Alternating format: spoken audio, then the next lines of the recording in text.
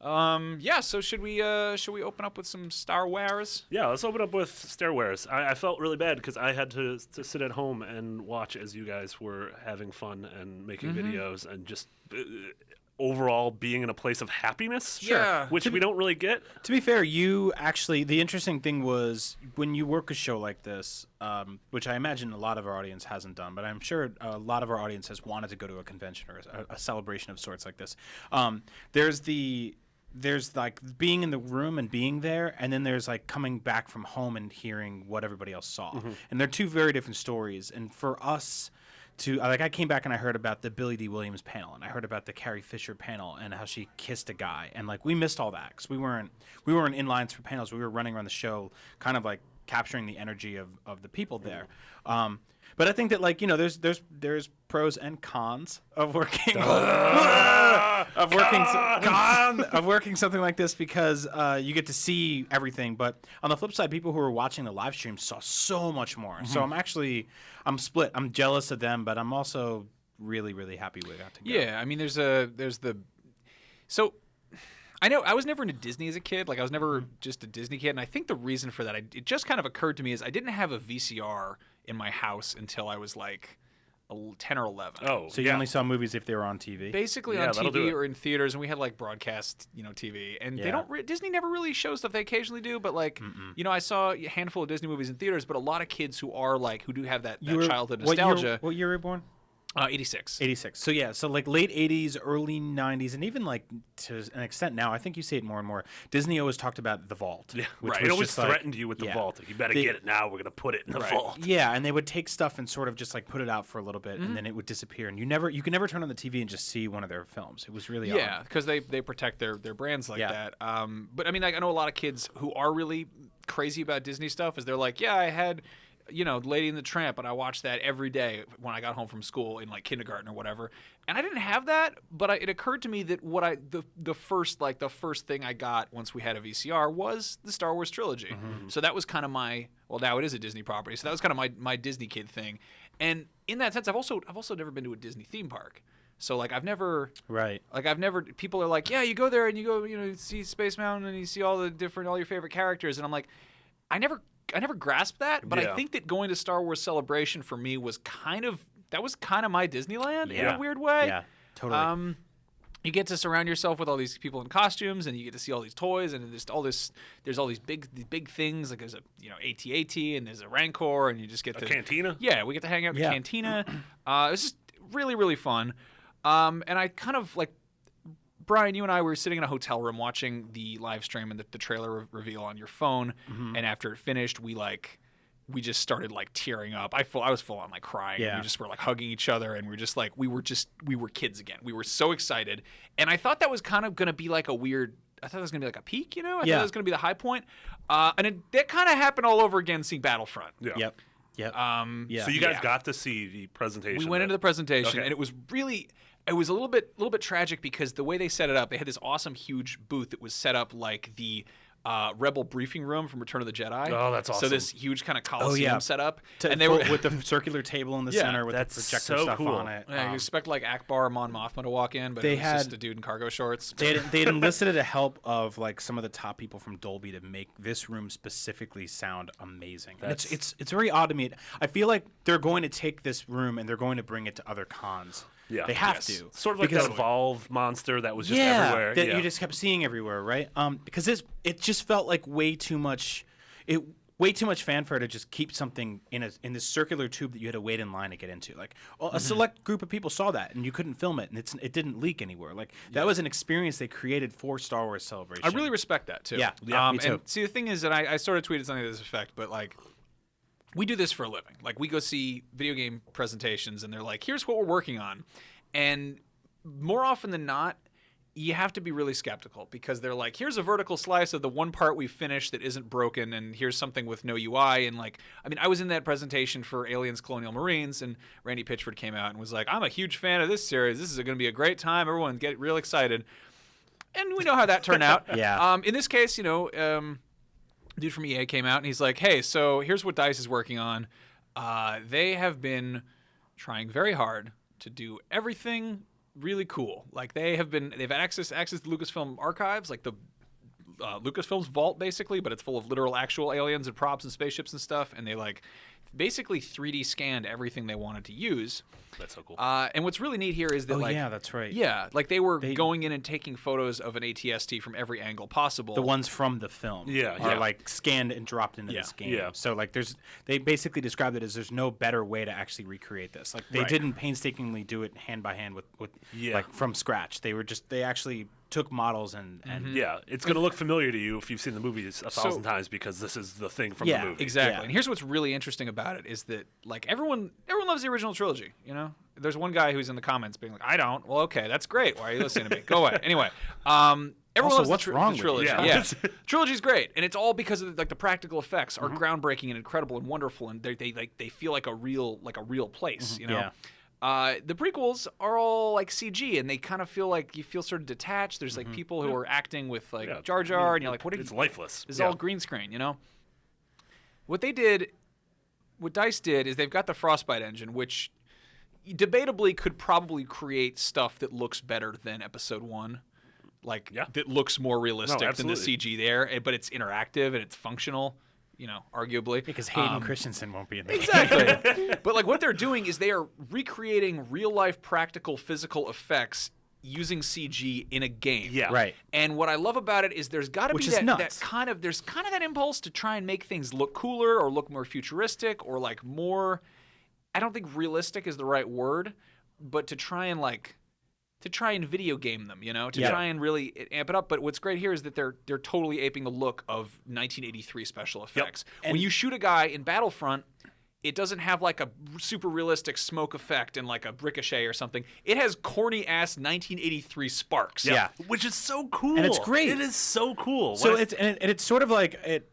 I spent the whole weekend looking for the perfect Scout Walker AT-ST model for my desk, right? And I ended up going home and buying one. But when I saw one appear on screen, because most of this demo takes place in Endor, I saw one appear on screen. You remember the first time you see one in the movie, and it looks like this like drunk baby, the way it sort of like waddles, it moves. It's a chicken walker. Yeah, they totally nailed that. And I think Max is onto something. Like there was this sort of there was this cycle of sort of cynicism and redemption that I think has gone. It's permeated not just this game, but the entire franchise of Star Wars. And I feel like Celebration was a really good sort of coming out party for this game, as well as the new trailer for Force Awakens, because there's a thing we love, and then there's the bad side of it. Like, we used to love Star Wars video games, but we know that like DICE made some bad decisions with some games in the past. And some people are mad about the Battlefield franchise and the way things turned out.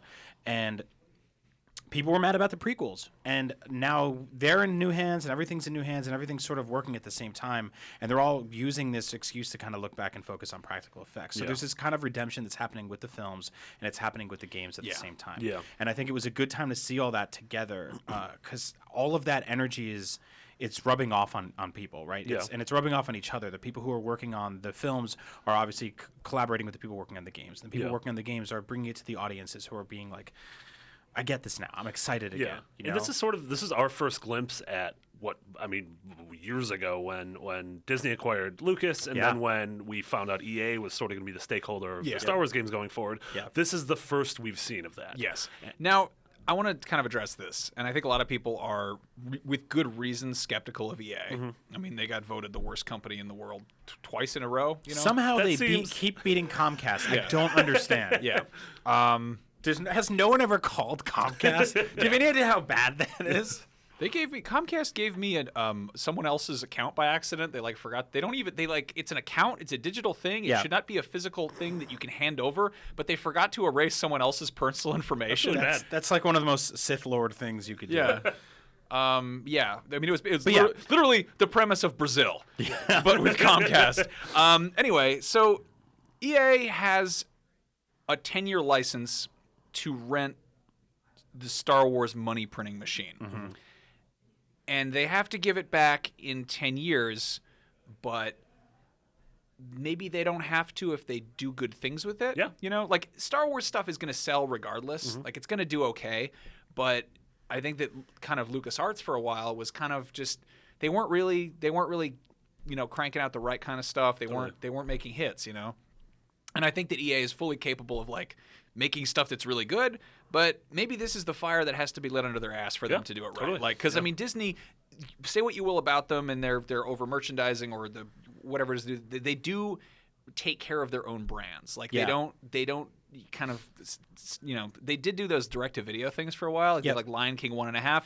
The story I heard is that John Lasseter, who's now like one of the head dudes there, basically went in and was like, why are you making a CG movie about Tinkerbell and her friends? This is gross. This is something they're going to sell at Walgreens in 6 months for $7. Yeah, or now. Stop this. Yeah, pretty much. So, I think that with Star Wars, it seems like they're really trying to just kind of preserve it, like not in the way where you're, where you go back and add stuff in CG, but really just kind of just keep that thing that made it special in the first place looking good.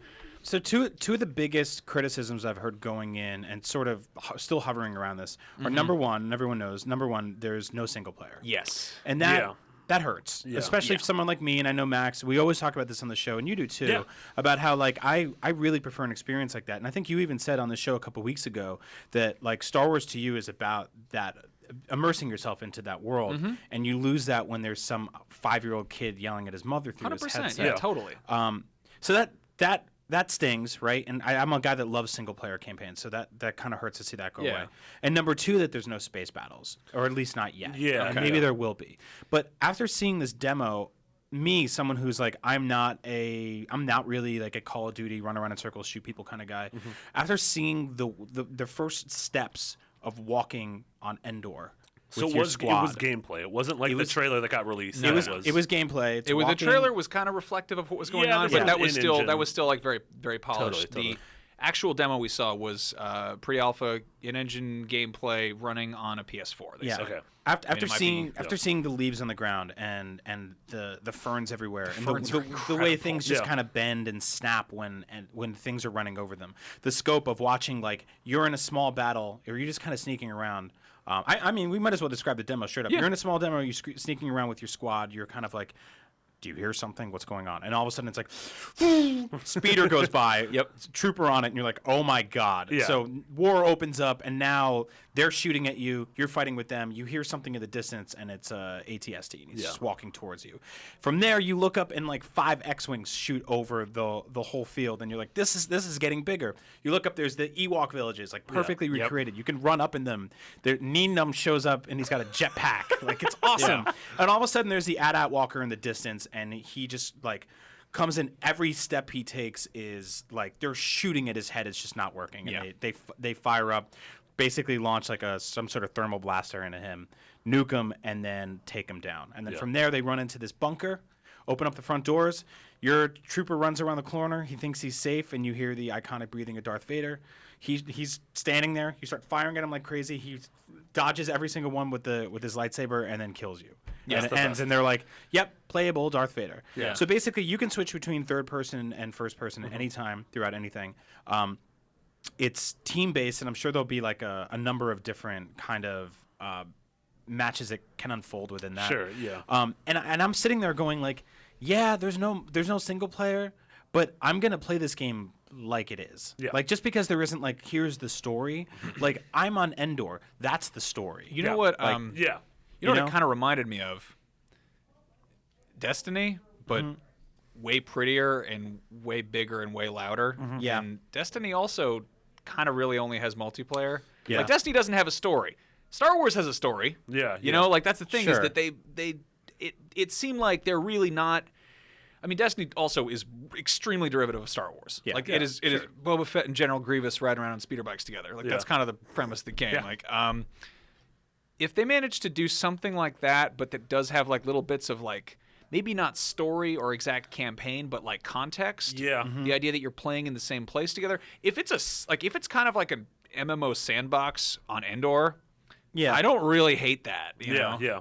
I don't know how it's going to work exactly, but I think it'll be more like, 5-on-5 match-based stuff. But like you were saying, like we're both saying, is basically, Destiny had to invent its own story, and whether or not you like it, that's on them. Titanfall was like, we have a single-player mode, right? But it's like not really. It's almost like it's a tutorial. Because you never cared about any of those characters on a personal level, but like Star Wars has that already. So even when I'm like when I'm just sitting there watching the game, there's a story. I know the story because I've seen the. You're bringing in like your own history with these characters in this world. Yeah, which is and this kind of conflict. cheating, but still, so what? You know, like it looks beautiful, and like if I was playing Titanfall, and all of a sudden halfway through a bunker opened up, and a guy showed up, and he had like this guy with a black garbage bag on his head, and he had a light sword, and he started fighting me. I'd be like, who the hell is this guy? Yeah. But in Star Wars, I'm like, that's Darth Vader. Yeah. I know him. Yeah. I know how horrible he is. I know what he's capable of, and now he's trying to kill me. Yeah. That's amazing. Yeah. You know? One thing they also said is that they said playable Darth Vader. It sounds like it's going to be similar to how Battlefront's done it before, where there've been kind of like pickups of you become like, oh, you could be Yoda for 10 minutes or whatever. Yeah. I don't know how that's going to work out exactly, but they said that two people can be basically hero villain characters on the same map, and then they go head to head, and it gets interesting. Yeah. And I don't know what that could be super interesting. But Yeah, that could be yeah. cool. I mean, also like if they manage to do something where it's like, in terms of, cooperative multiplayer structure. And they kind of ape Destiny a little bit, and then they throw in a little bit of Titanfall with the ATSTs and ATATs, and then just got like the kind of depth of the world that's capable with like the Frostbite. Yep. I'm pretty into that. You know, totally. I'm still Me really too. skeptical, just because it is a game that they're trying to get done for a very, very tight deadline, which is November 17th, Yeah. which is pretty ballsy, but. And I mean, they've announced you have the 4 planets at launch. It's Yep. Hoth, Endor, Jakku. Tatooine, and Jakku's coming That's as the DLC. And I like how you Solus- say it Solus- like with a French Jakku. That's how they've been saying it. I watch those live streams. All right, Jakku. fine. I don't know. What's It's Solus? Do you know that- what the hell is Solus? Solus is the icy lava planet that we've seen, I believe. Like it's on angry. the Battlefront art. It's like what if there's ice, but basically it's Iceland, you know. Yeah. That's a jerk planet. So like I'm kind of okay with them selling planets Yeah. down the line. I was sort of like, it's $12 and you get to go on this like Here's Cloud City. beautifully Here's recreated Coruscant. Bespin or Yeah. whatever. Or like here's Coruscant, here's Dagobah. Although like Dagoba's gonna be weird because it's just What about so that garbage gross. planet that IG-88 hangs out at? in Oh, Shadows of the Empire? Ord Mantell. Yeah. Yeah. I'm into that. That planet was dumb. Yeah. I see. The thing is, I like EA does the worst stuff with DLC. Like there's that just inherent sense of like buyer's remorse. DLC is the coolest idea. It is the best idea in theory, but in practice, it just gets kicked around left and right. Yeah. And it's like, hey, you want to spend $90 on 50 DOA bikinis? And it's like, that's 1.5 times the cost of the game Yeah. itself. What's wrong with you? Why would you do that? You know? Yeah, like I like the idea of being able to piecemeal pick and choose what I want from this. And if they go into some planet like they go to that dumb Gungan underwater temple or whatever, Yeah. You can I'm gonna skip be it. like, nah. But if they're like, yeah, we're going to Jabba's palace, then yeah, I want in. You know, I want to fight all over Jabba's palace. I want to run around that place because I've only seen a few rooms, and it looks awesome. Also, there's another thing is one of the things like EA has had a really bad track record with trying to ship games at a certain point and Yeah. shipping broken games. How do we feel if basically the reason that we're getting like 4 planets and 1 more to come is that they're going to be kind of trickling them out, and that buying the game at launch, the price of admission, gets you access to all that? Yeah. Yeah, Like this is something that I like the way that GTA did it, where like you get the full thing for free, but hang out a minute, you know? Like here's the thing we've got ready for launch. We'll release it in the wild. And I then... think the counter argument there is that GTA had like a full-fledged single-player game. Exactly. At the Yeah. jump. That's a good answer. So Yeah. I don't know. I mean, I've been saying for years I kind of want to see. I'm okay with. I'd love to see a Call of Duty one year that's like $40 for multiplayer, $20 for single player. But they'll never do that because they can sell a $60 both to people who Yeah. only play one. You know, because I know a lot of people only play one. It's Yeah. multiplayer. But me, I actually prefer. I'd rather run through a Call of Duty campaign every year. So if $20 later they can piece this out, like this sucks because it sounds like we're justifying bad business, but we're also like we're tasked with covering the video game industry during a time where this is commonplace. Like EA, it used to be they were the easiest punching bag when it came to DLC, but like Ubisoft made some terrible decisions with Assassin's Creed DLC last year. You know, like just microtransactions out the ass. You know Can how- I say that? And then there's a lot of other companies that do it. I know like Nintendo even. I love them. I play Smash Brothers like crazy. They just gave me Mewtwo for free because I registered both copies of the game. On the same day, they said buy skins for your Mii character for 75 cents each, like, or no, $1.15 I didn't. for Yeah. both. And I'm just kind of like, everyone's doing this now. Like, Yeah. everyone's doing this now. So we have to figure out a way. We have to figure out the right way to do it, and the right way to cover it, and the right way to say this is acceptable. And right now, currently, I'm okay with what they're doing based on what I've seen so far. Yeah. I'm okay with paying $60 based on what I've seen so far. Now, the space battles thing, I could see why that's a problem. Yeah. Especially if someone like me, who's like a long time Rogue Squadron fan. Like, I used to play the crap out of those games on GameCube. I love the fact that you could go on Hoth and you could also go on an asteroid field. Like, if we could do that in GameCube, why can't we do that now? But I have a feeling something like that is happening and it's coming. And yeah, and whether it's DLC or whether it's I don't know if this game becomes annualized or Yeah. every other year, or if that's something that ties into Rogue One, which is Yeah, I mean- next year, which is obviously a space battle. And that was the interesting thing. Like, this feels so. It feels so well designed on the ground right now. Like, this actually does feel like a game that is. It's about getting into cover. It's about being in squads. It's about being on foot, running around, jumping into this like shield dome thing, which is really dope. That like you can hide out in, having jetpacking up and hitting somebody. To strip all of that away and go into the sky. I mean, I think that would require it's almost a separate game than what they're building right now. Yeah. I mean, but of course, I'd love to see it. yeah, I think that I think that the fact that they're just calling it Star Wars Battlefront and not Star Wars Battlefront 3. Yeah. I mean, this is clearly something new. You know, they want to make this feel really like a new thing. But also, what if Star Wars Battlefront is just a banner that every little like DLC drop or expansion gets put under? You know, I mean, like I think that there's a model out there that kind of got used for I mean, like the expansion pack model, which. You know, we did get like that with StarCraft 2 still. They're really the only guys who I feel like do that. Or you don't have World of Warcraft 2. Right. Yeah. Yeah, I think it could be very much something like that. But I'll add I mean, we saw this game running on PlayStation 4. that's what they said. That's what they said. Hopefully we can believe them. There wasn't just like a giant PC in the background. Yeah. And it kind of gave me that moment I had playing Uncharted 3 when you're in the desert, when you're like, I can control this. Yeah. Like, you know, that part when you're playing a game that looks so good where the character's just standing there and you're like, this is a cutscene, right? And it's like, I can move him. Yeah. I had that with the moment they showed Endor, where it was kind of like, this is a cutscene. Oh, he's looking around. Oh, he's signaling to. And then the gun comes out. When the gun came out, everyone just like cheered. Oh yeah, and third person's there too. Yeah. You can swap in out of third person and first. So there's I know that's one thing people were worried about. Yeah. Yeah. I mean, we still have questions, but Yeah, we'll have more on this, obviously. Probably at E3, probably about. No matter what they come out with, it still looks pretty. Whether or not it plays well or we want to play it is a different story entirely, but, you know, cross that bridge as when of we come right to it. now, it's the most beautiful Endor simulator I've ever seen. Yep, there If you it ends go. up being more than that, I'll be happy.